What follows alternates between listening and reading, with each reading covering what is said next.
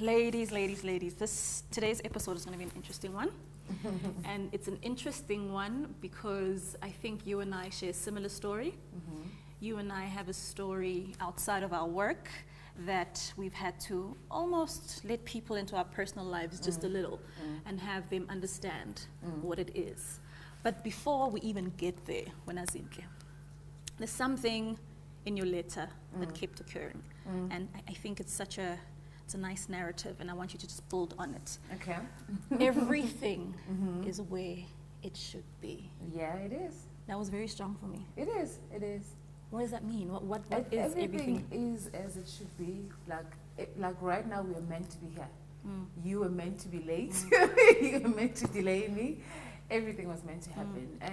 And for me, it's just like making peace with how life unfolds and just forgiving myself, I guess, for mistakes that could have led to a moment that I don't necessarily desire. But just understanding that it's okay. Like right now, like we are okay, we are breathing, we are at a beautiful place, and everything is as it should be. Whether it's bad or good, where am I? Yeah, where are you? In my life. In your life. Are you where you thought you would be? If not, why? No. No, I'm not where I thought I'd be. I'm definitely further ahead. Like I've surpassed everything I thought I could be or do. And that's maybe someone would say then it's easier for you than to say everything is as it should be. That doesn't mean just because I've surpassed, and by surpass I don't mean just the good. I mean even the bad. Like I've surpassed, like I've made more mistakes than I thought I would when I was like before. I've made more successes than I thought I would have before. So I've definitely surpassed everything that I thought. See, I thought, but there was a bigger plan. Yeah. So the bigger plan has unfolded in my life, and I'm very comfortable where I am. I'm looking at your earrings and I'm seeing hearts. And you strike me as a girl that leads with your heart. I know I'm that girl as well. Zinhle, I went through hell.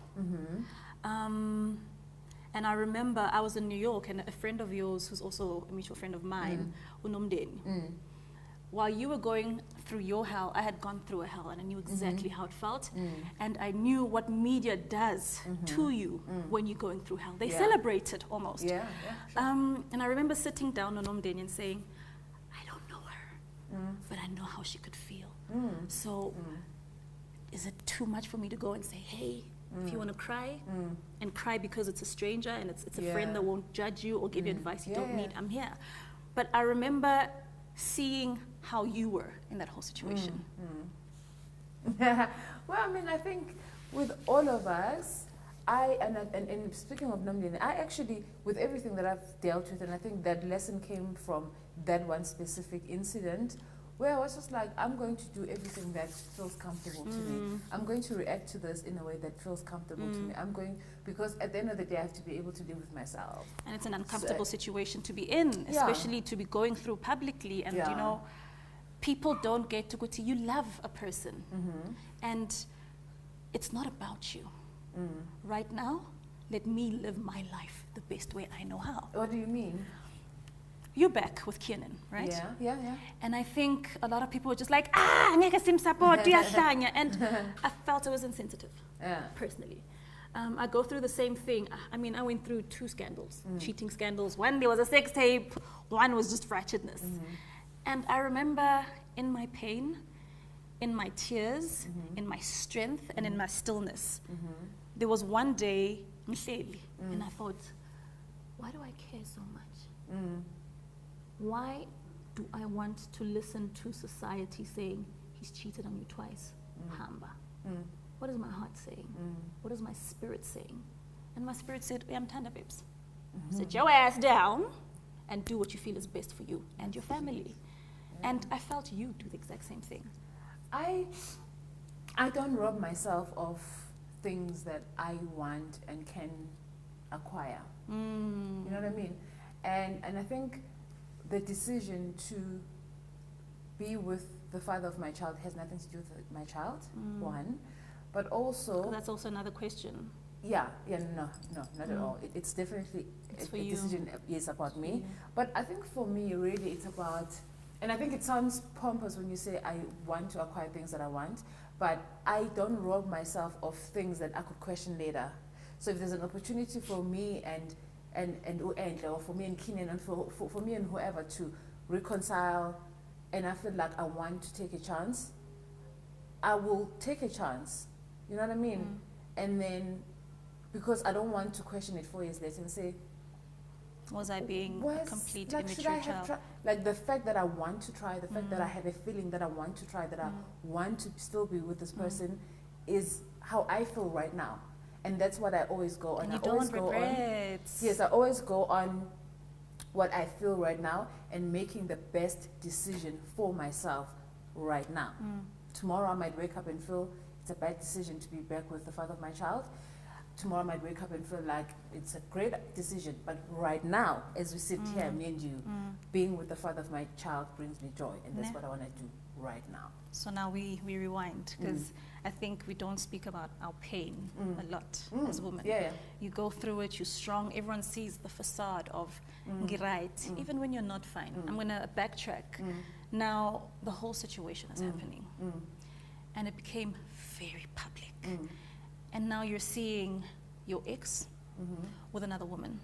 You're seeing what you consider the love of your life posing and looking like it's better where he is. It might not be the case. How do you feel? It was tough. Right? It was super tough. And I think I don't have an issue with how public it went. And when you say when you specify like how we as women don't speak about our pain, I think the focus was more on, in the public space, making fun of the situation, which is what we do recently. Like, this is what we do in South Africa. We make fun of the situation. And I can't even say I'm better, because sometimes I'll be like, oh, okay, that is weird. And then, you know, you have a laugh because you can't relate. You can't. But the thing is, the reason we don't then get to talk about our pain, because people are so interested in everything else but what you're feeling at the time. And for me, like, seeing those things was, I expected it, because I had to go to a space where I had to expect every kind of scenario. What was that feeling that ran through your body? What was? It's low. It's very low. And I get it. And it is.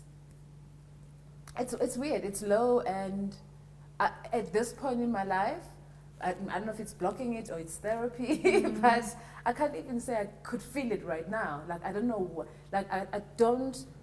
But I know that when I think of that time, I just see darkness, like, all around me. That's how it felt. It just felt like it was, not to take away from the beauty of winter, but it was just dry and wintry and cold and dark. That's the best description. The energy around it was just loud. Yeah. It was very loud. But there's also, I think, personally for me, cheating is an issue, but not as big as everything else. What is I feel else? Everything else being, you walked into the house, you came from another woman's bosom, you sat with me, you sat with our child. Do you know what I mean? Really? It's the portrayal of, you sat in front of me one Kambela mama every single day. On top of that, it's with a person we allow into our home, into our space. It's a person I love. Now I find out that you love them in that kind of way. You're in that position where you had a bestie, and you guys were really good friends. Yeah, we definitely. Who? Me and Keenan, or no, never ever, never were. Was it just the social media thing? Did yeah, we love each it's other? the same friendship that I'd say I have with you. The same, like, I don't think we have a friendship exactly. yet. It's a thing of seeing someone in public and you know them, and Yeah. no, it was that. But I think also, with time, you are able to separate things that shouldn't be together, but society has put them together for us, and I had to separate them. So the father of my child loving me and being with me in the way that he was with me was a separate issue from how he decided to. I need to drink. I need to. You want something to drink? Yeah, it's a different issue from him being with someone else. The lines are never crossed. It's not like he took what was mine and gave it to her. Oh, that's not how I looked at it. I just felt like he wanted to be at a different place, in a different way, with someone else, and that's exactly what he did. Yeah. Mina, I'm curious. Wow. Okay. Listen, when you find out they've broken up, what's the first thing you think? I mean, wow, that is a silly question. Right? No, Mina, I want to know. I mean, wasn't I in a relationship? I was in a relationship. I was fine. I was good. That's fine. Yeah. But you hear, Yeah. those two, it's over. What are you thinking at that moment? Is it a... And also, it happened so many times. So I just got used to the cycle of breakup, back. So I just removed myself completely from that whole thing. And I like that. Completely. Not to say fun in that regard. For my sanity, no, you have to. I think, and the beauty, because there is, of these kind of things that happen to your life is when you are able to remove, like it gives you the opportunity to then move towards yourself more. Because it forces you to like be with yourself. It forces you to exactly. And this is why I had to shut down social media and everything just to be with myself and listen to my thoughts and listen to the things that I want for myself, what I'm thinking, whether it's a weak thought or not. Like I just had to be with myself. And I guess that's the beauty of it because then you become like you are more into yourself. You grow into yourself. You get to know yourself more. Yeah. I enjoyed your letter. Let me just open it quickly. There are parts of it where I felt as a woman I can relate, and it was special for me. You do something that a lot of women don't do. You say here, I am so proud of you. Yeah. It's a beautiful thing to hear someone say about themselves. What's the most proudest thing that you look back at the Zinhle you were and now to the Zinhle you are and the Zinhle in between? Well, what makes you feel hard one. Right? That's a very difficult question. I think we deserve ice cream, yes. We are very deserving. You can carry on though. Maybe I don't know how to answer that. It is a hard one, right? It is a hard one. Like, what am I most proud of? I have no idea. Because, and I think as mothers, we hide behind our kids being our proudest thing, because then we sort it. Because if I said to you, Kara was my proudest moment, you'd have been like, okay, cool, that Kara's sounds cute. Good. Kara's cute, but it's not. She's adorable. She's adorable, but that's not me. It's not who you are. You know what I mean? That's an extension of me. That's God. So but like, what am I proud of myself? For you? Oof, I don't know. Can I just answer that before we finish? I don't know. I have to think. I don't want to let myself down. You don't want to let yourself down. Yeah, no, like I know what I'm proud of, but I want to be like, you know what I mean? Let me think about it, like how I tell you. Can I think about it? Okay, no, that's fair. Okay. I'll share my proudest moment with you in my life. For the past couple of 9 years, I have been one that suppresses a lot of myself for other people. So I'm a giver, and I don't mind giving. But I realized, Uti, I was also forgetting Mbali. I was forgetting Enhle and prioritizing everyone else, husband, wife, life partner, kids, you know, and I forgot what I wanted. And at this point of my life, I had a plan. I was the girl that was never going to get married. I was the girl that was never going to get kids. But God gave it to me, and it was beautiful. Yeah. But watching my life and realizing how much I have in abundance, I also realized I'm not pushing for me. My proudest moment was me saying, Mbali, it's okay. When was You this? don't have to look after 13. When did you turn 30? Last year. Okay. So I went on a trip. I had this conversation with my mother. 3 days. Lucky number 3. I need 3 days, sit, read 3 books. No. Didn't finish. Maybe. Yeah. 3 And chapters. Mangbuya Zinhle. I was a different person.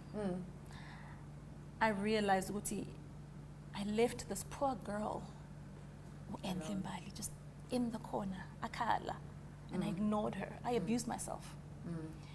And I took action from that day, and I promised myself I will never forget myself. From now on, I'm putting myself first so that I can help the ones behind me. It's like what they say in the airlines, right? Yeah. Take your mask, put it on yourself, then you can help Before you people. can help others. But like I think that sounds amazing in like a large context of women neglect themselves when they have kids and they get married. But in the finer detail, like what does that mean? What kind of changes do you then make to say, okay, now I'm taking care of myself? Is this you taking care of your career more? Is this you taking care of yourself more? Yes, all of that. I don't know if you've noticed, but I've been unapologetically myself. I have. I saw it. I was telling Brandon, my friend, about it. I saw it. And I'm liberated. And I feel, himlo. But I found myself and I've allowed myself. I haven't been hard on myself because I've forgotten who I was. But I've allowed myself to say, Enhle, Mbali, roka. And unapologetically so. Not being vain, not being, conceited, but I'm myself. I'm not scared to be the prettiest girl in the room or the ugliest girl in the room. I am there as I am, and if you can't accept me as what I am, I'm not running shots. No, I'm not gonna downplay myself anymore. I'm not gonna punish myself for something I was given, God-given, whether it be on. I'm on a show called The Herd, and usually I'd be an apologetic performer. Now you're trending every week. Now I'm just like, listen, gear actor guys, I can act. Because now you're performing. Yes, so that's my proudest moment, just giving myself the opportunity to say, Mbali, I can relate to that. Yeah, it's a very similar thing. I can relate to that, and but it's a constant reminder. Like every day, you have to wake up and say, "I choose myself." Because you get into the same pattern. Because it's habit. It's addictive. It's habit. It's addictive, and it's also a safe place for you. So that if this doesn't work out, you're like, okay, but I'm taking care of my family. Yes. And this is why I'm very clear about separating the decision to be with the father of my child from Cairo, so that it's not like, oh no, I'm just doing it for Cairo. Like, Cairo is never the excuse. It's on me. Everything is 100% on me. But you're doing great. I'm doing okay. Take it from me, as it's a very hard thing for women to be in industry. Now you are in an industry that's owned by men. DJing, it looks fun because now everyone wants to do it. Yeah. But people don't understand the work behind DJ. Yeah. I mean, I like to say I'm a fully fledged DJ. I have gigged and gigged. Because you've been traveling, right? So I know exactly what it takes to be a great DJ, and you're doing great. Thank you. From me to you, you're doing exceptionally well. Thank you. And thank you for being a great example for a lot of women in Africa. I'm still waiting for your answer. Still waiting for my answer. Yes. Didn't I say I was going to think about it? No, you're thinking about it. Am I thinking too long? Sissy. Okay. I think I'm proud of myself because I'll give you a little background. Growing up, I've been sheltered. Like I was the second, like the last girl. So, and then I had an older sister, and she's always taken care of me. I moved to boarding school with her. It's boarding school, you learn your independence, but I had a sister there that took care of me. So my laundry was done. I didn't have to worry about this. My sister was there. Borrow me some of that. I went to tertiary. I stayed with my brother. All I had to worry about were my grades. So I've always been sheltered. Were you a lonely kid? No. Yes. I felt like there were years where I felt like I enjoyed being myself. So it wasn't lonely. I just enjoyed your being own alone. company. Yeah. But I was in a family of like people that were like, cool, I loved my family. I loved being with my family. And then I went to college, same thing. I had my brother taking care of everything. I graduated. I went and I worked at Clarence. And still, wait, what? Yeah. You worked at Clarence? I worked at Clarence for as an intern. And then still my brother was dropping me off at work, giving me, like, it was just taken care of all my life. And then I got into a habit of not being able to make my own decisions because then I relied on my brother approving something or Nomdeni approving something or whoever. You know what I mean? I relied on people saying, okay, this is going to work. Okay, this so even with things that I wanted to do, I then got into partnerships because I just couldn't stand on my own. I just wasn't brave enough to do anything on my own. But then I started paying attention when people started changing.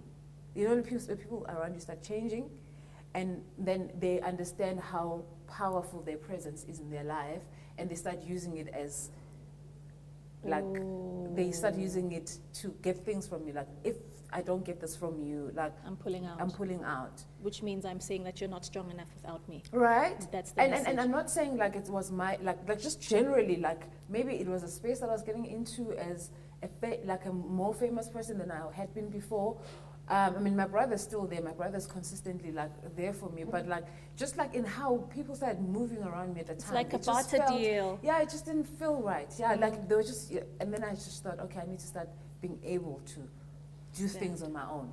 And Era by DJ Zinhle, which is my brand, was the first thing that I did. And I was there like, on my own, right? Yeah. And also, just the experience with Keenan and the heartbreak, that also did a lot in like making me brave, because I was just like, it grows you. yeah, because I was just like, okay, so this is the worst that could happen, and if I survive this, I'm a badass. Yeah. Okay then. And you survived it publicly. Yeah.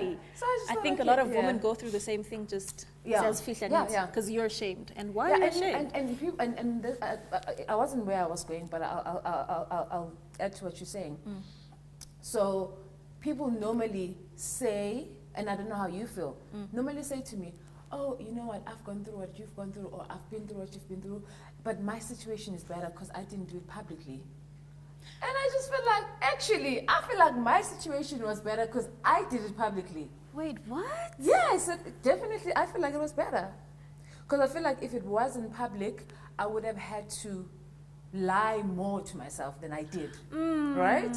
I would have been weaker because I wouldn't have been, like, it's bad, but I was also aware of the people that were watching. I was aware of other people that had been broken that are watching what I'm going to do. And that had a lot of bearing on the decisions that I made. If I was alone at home, I feel like I could have just been there alone at home and felt sorry for myself and just caved in and just died in my house. But I had to stand up for everyone else. Made you the voice of pain. Wow.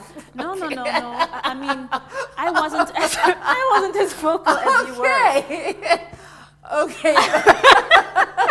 I wasn't as vocal as you were, but when I did speak out, I felt like I was speaking to a lot of women's pain, and that's what I mean. This is what I mean by pain. I'm okay with it happening publicly, and we are so afraid of a public embarrassment, and I feel like I've taken that badge off me. I don't care about what you say about me publicly or what you do to me publicly. The worst that could happen publicly has happened already. So, excuse me. So anything that you do or say, so it stripped me of the thing of worrying about public.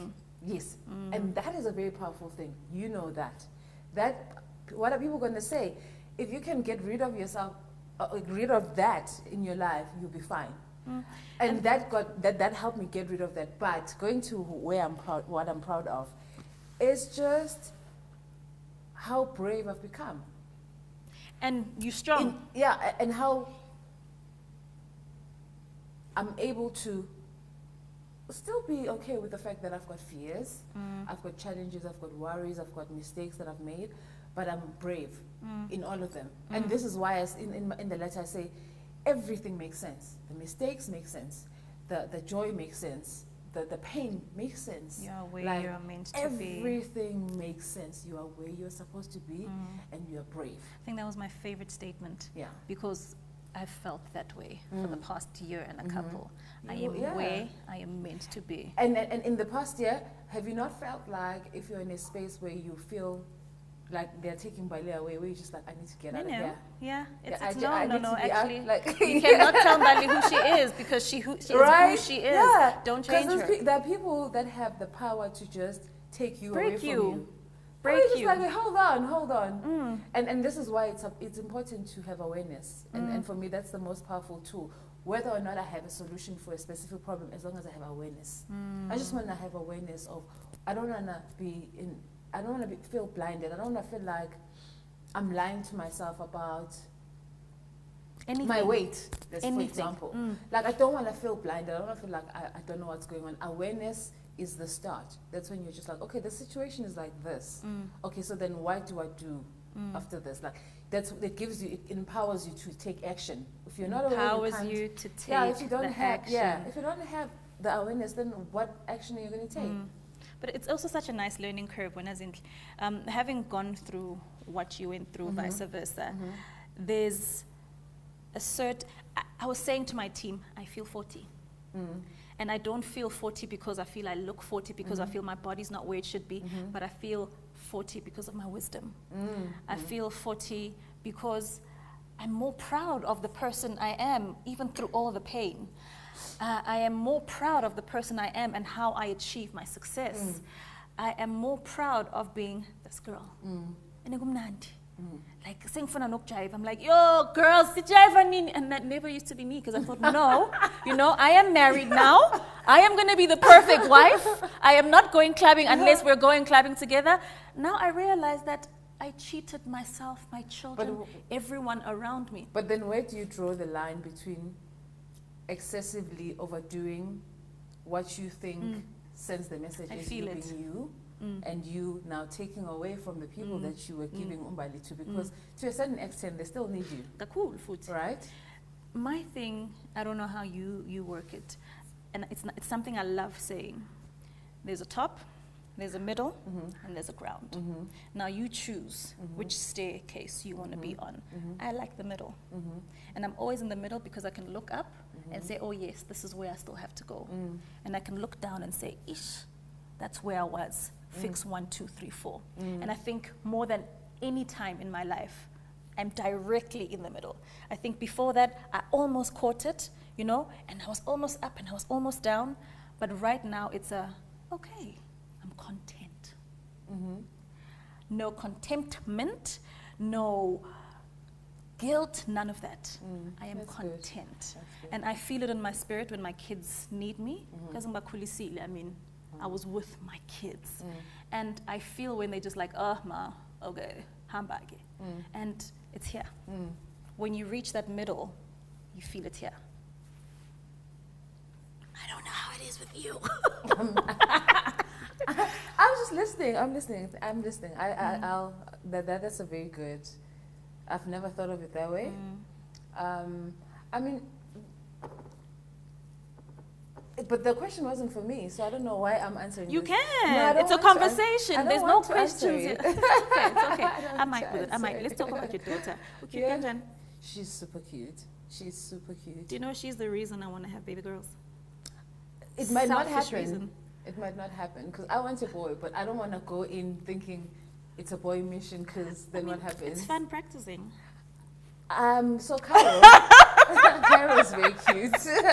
Carol's super cute, super independent.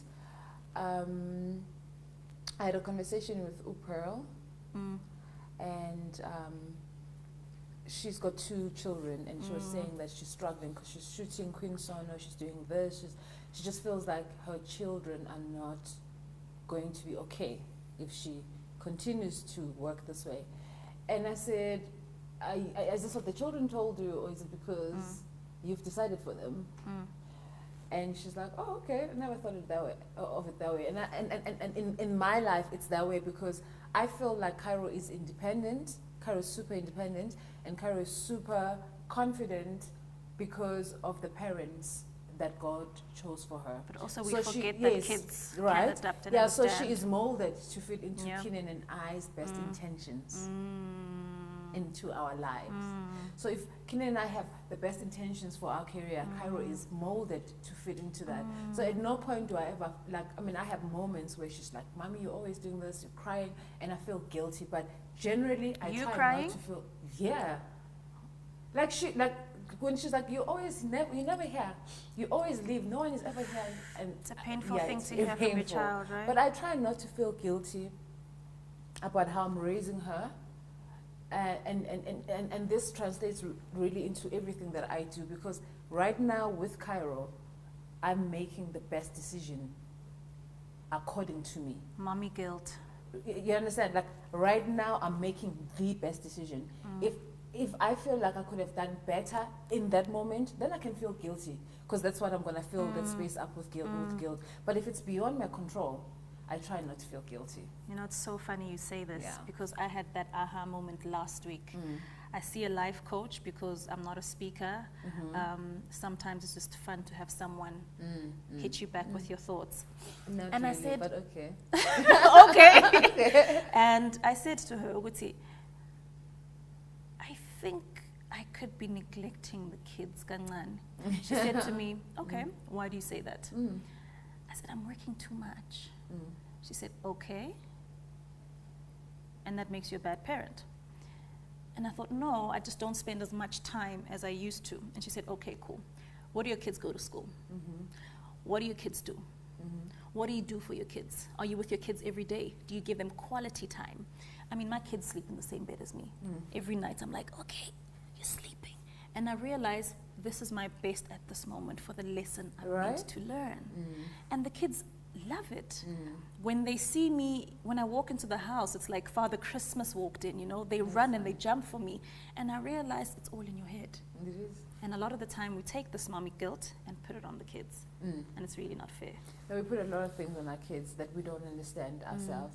So like as a mom, you need to just, I try and have experiences with Cairo that are just about us and not what I was told. So I'm trying to unlearn a lot of things so that I can learn new things with her. Learn things that are applicable for me and her, because some things that are not applicable for, that might have been applicable even for my mom and I, might not be applicable for Cairo, and that's okay. There are certain things that would be, and I use those things and I appreciate that my mom for that. But there's just a lot of messages from society, messages from friends, messages from everywhere, telling you how you should mother your kids, and then you start using those messages to measure yourself up, and then that's when you fall short, because then you're just like, oh, then I'm not a good mom because... It's the labeling, right? Yeah. It's the labeling. Yeah. So just to round everything off, thank you for the conversation. I love that you were open, and I feel platforms like this grow us as women as well. Women are taught to hate each other. Women are taught to be bitches. Unfortunately, it's a very harsh word, but I've been in industry a while, and I'm always the one in the corner. Your industry is worse than mine. Yeah, I'm the shy, timid one, and your industry is worse than mine. I mean, I can always run to my DJs, my kind-hearted DJs. Your DJs are the bomb. Tina Ngapha, we are trying to fix. And this is the thing. When you guys wrote me into the, and have you noticed my sorry to cut you. My thing is, I'm a DJ. Like, I don't care what you guys are doing, what you guys are saying, I'm a DJ. Because I try so hard to run away from your industry, because your guys' industry is so hectic. So I always try to run home. It's also backward, right? It's a little backward, and it's backward because as bombanang, we see each other as competition, especially the women. I think the guys are comfortable. But I think women in general... Why do you think that is? That we see each other as competition. Yeah, that you see each other's competition, and then that causes like a much bigger setback than a good competition where you could be like... You know, the funny thing is I can't even answer that question because I'm pretty open to people. On set, I speak to everyone. I don't have that inferiority complex. I'm here to work, and I work damn hard, and I take my work seriously.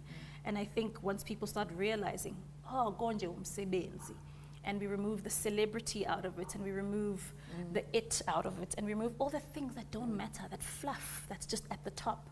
I think our industry would grow a little more, and all industry. I think corporate would take us a little more seriously as well. When you walk in with your team, and this is how things are done. And if they're not done that way, your ego doesn't have to be bruised. Apologize, move forward, it's work. I cannot answer for abanye abantu. Competition for me is something I see, I feel, and very often if I do see it, I block it off. You're not in my life, as Pili Sonke, and if that's who you choose to be, in essence, that's your choice. Okay. I guess that's the place that all of us have to get to a certain level where you are comfortable with yourself, and I think that comes from also just how we were raised, like the society that we live in, where we just taught that like you're definitely not enough, like you are not enough because you are not like that person that is the complete symbol of perfection. And those things add up, and then I have found that it's people that are not okay. Like they're not Hurt people. hurt people, incomplete people, like people that neglect themselves, people that don't have a relationship with themselves, have awkward relationships with other people. I think so too. Right? I think Like people who don't have relationships with themselves have very weird relationships then it's with other empty. people. You don't know what to do with that space. Yeah.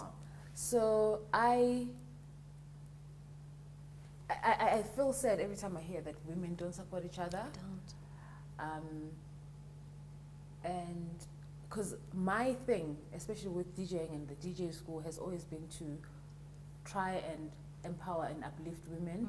And I get that we have insecurities. I have a team of females. Like my whole team is females. Like I like that high five. Keep it up. I think the I'm only same. guys are like, because we need secure Yeah, things, like I'm my the same. driver and my security and like all those people. But literally I have a team of girls. And also even with girls, I watch the girls in my team and how they move around each other and what they say. And I feel like we are all bruised to a certain level. Of course. You understand? Yeah, we are all bruised.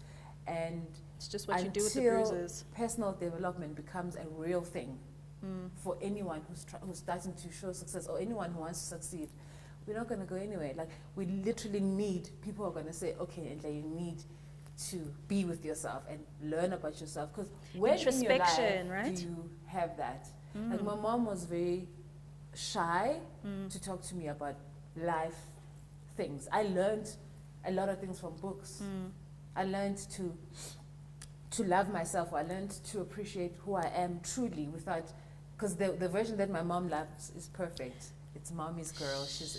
But the version that is real, that I have to take out to the world, is me. And I had to learn to love myself for myself. And I feel like the people that have not learned that, they suffer the most. Because then you start looking at Mbali and you're like, how Mbali?